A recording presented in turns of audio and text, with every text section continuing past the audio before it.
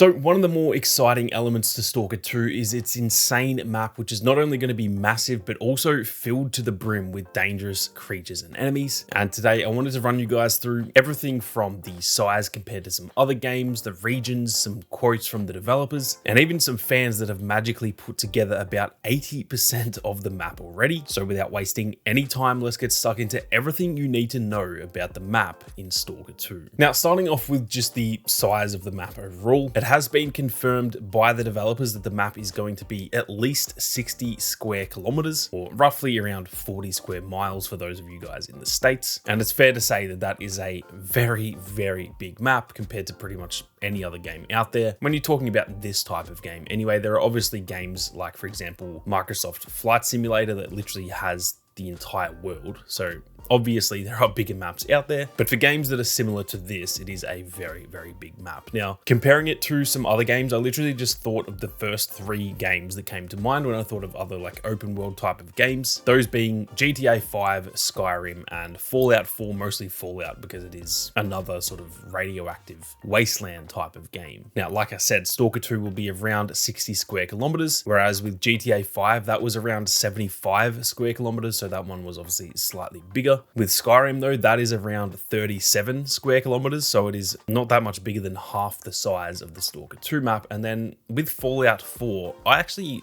remember that map as a pretty big map, and yet that is only 10 square kilometers. So the Stalker 2 map is going to be 6 times bigger than the map in Fallout 4. Something also to keep in mind when I mentioned GTA is that obviously I said that map's bigger, but you also have vehicles in GTA and you do not have vehicles in Stalker. So sure, the GTA map was bigger, but to get from one side to the other didn't take all that long. It probably took about 10 minutes if you wanted to drive from Los Santos to the more desert region of the map. Yet obviously in Stalker 2, you can't get in a car and drive over there, so it's going to feel a hell of a lot bigger. And I do compare it to Skyrim and Fallout, where both of those maps do feel big. I'm actually shocked that GTA is pretty much double the size of the map in Skyrim, because to me the map in Skyrim does still feel pretty big. And like I said, that's probably to do with the fact that there is really no vehicles, or I guess you can ride a horse, but you guys get what I mean. It's gonna make the map feel bigger when you can't drive around everywhere. Now, they've also confirmed that within this 60 square kilometer sized map, there is going to be 20 different regions within the map itself, all of which are slightly unique. They're all going to contain different points of interest. A lot of them will have different sort of biomes as well. For example, some might be foresty, while others are more just like wasteland areas. We've also had confirmation that there will be an anomaly in the game that is essentially like a snowy anomaly that's going to make that like region kind of snowy, even though the entire map isn't a snowy map. So all these regions are going to feel relatively different to each other. I'm sure there's only a certain amount of difference there can be because it's all in the same place at the end of the day, but I'm really keen to see how much all of these regions actually vary. Some of these regions are from the previous games as well. They've confirmed that it is pretty much a mashup of all of the different maps from the first 3 games. They've then essentially expanded on that and even evolved them. So there are certain buildings that you couldn't get into in the first game, for example, that you can now get into. And then on top of that, they've obviously just added more to the map too. So it's not just only the maps from the first 3 games combined, it is all of those combined plus even more. And I think that's a really good way to do it, because obviously hardcore fans of the franchise that played those older games, we may remember some of those locations, while any of you guys that are completely new to Stalker, the entire map is just going to be completely brand new. And I think that's a really good way to do it. That also makes sense because, like I said, it all takes place in the real life location of Chernobyl. If there were places in the first games that aren't in this game, that wouldn't really make too much sense. Now, before we go any further, if you guys are new to the channel and you are interested in more Stalker 2 content, be sure to hit that subscribe button. There is plenty more content on the way, so make sure you don't miss out. Now, around a month ago, we also got a few interviews starting to come out. Obviously, they were starting the marketing push for the game. There was like Xbox showcases and all that kind of thing. And in some of those interviews, we got some really good bits of information. I've got a quote here from S.T.A.L.K.E.R, where they interviewed one of the developers, and they said, quote, "We have 20 different regions, and in these regions, you may find big locations with big hubs where some different people and different factions are living, but still, you may notice smaller locations and mini locations. The main feature here is that we almost didn't use any procedural generation to create this world, and this huge map is made all by hand from our guys in the level design department, so each location you will experience in the game is quite unique. Now that's something that is definitely very good to hear, because obviously with a map of this size, there was a little bit of concern that some of it may be procedurally generated, which, don't get me wrong, there's nothing wrong with that if the map turns out to be good and it still had enough like handcrafted areas. I don't have an issue with that, because plenty of maps out there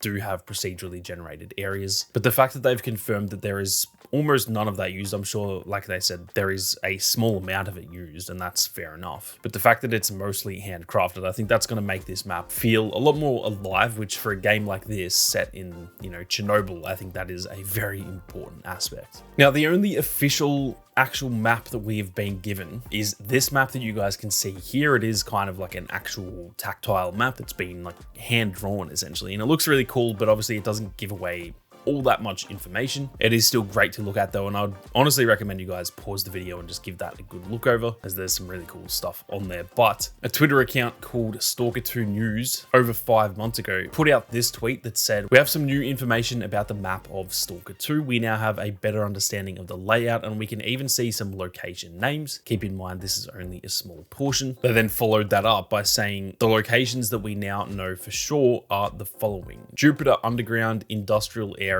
Hasharivka, 100 Rads Bar, Bandit Depot, Zalicia, which is the starting area apparently, and then there is also Garbage, Dark Valley, and Greedy Toad. Now, obviously, the names of those locations, they don't give away too much information outside of just like, for example, industrial area. I guess that kind of explains exactly what that area is. But that being said, it is kind of cool to get some of the names of, I guess these are the different regions. Some of them may be little like specific locations. For example, that 100 Rads Bar, I'm assuming that is a literal bar where a bunch of stalkers and stuff are hanging out. And as far as I know, some of these locations are from the previous game. It is also confirmed that the Great Swamps, which I believe it was just called the Swamps in the first game, that is going to be returning too, because we can see that on that other map that I just showed down in the bottom right. So on top of the stuff that we already saw on this map, like I said, there have been some other names that have been found through some of the promotional material put out by GSC Game World. Now, on top of that, we have also then seen this image here, which is essentially a fan-made version of the map put together by the official images that we've seen from the map in any of the gameplay and like trailers and stuff that we've seen. So someone has essentially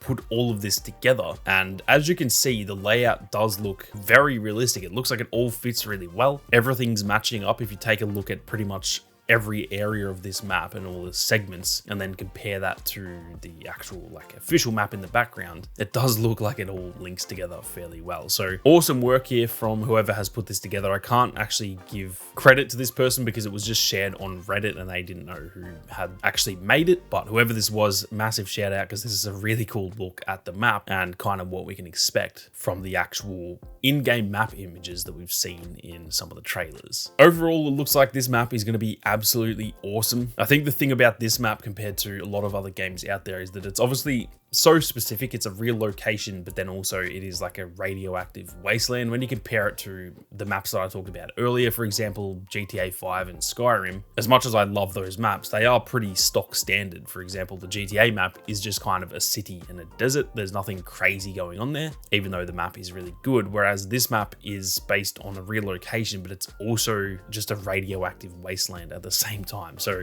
I'm very keen to get out there and explore. I cannot wait for this game to be here so that we can get our hands on it, because I do think that the map is going to be probably one of the best parts of the entire game. But I'm keen to hear all of your thoughts. I'm keen to hear which area you guys are most excited to explore, so be sure to leave a comment down below. But with that being said, thank you all very much for watching. You guys have a great day, and I'll catch you all in the next one.